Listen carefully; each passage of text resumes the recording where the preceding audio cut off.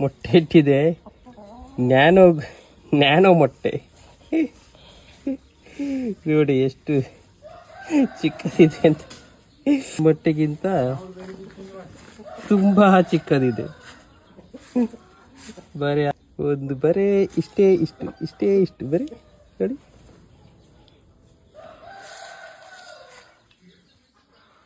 Comment ಮಾಡಿ.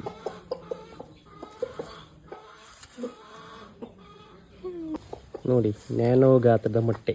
ಕೋಳಿ ಕೂಡ ಕಲಿತಿದೆ ಚಿಕ್ಕ ಮೊಟ್ಟೆ ಇಡೋಕೆ.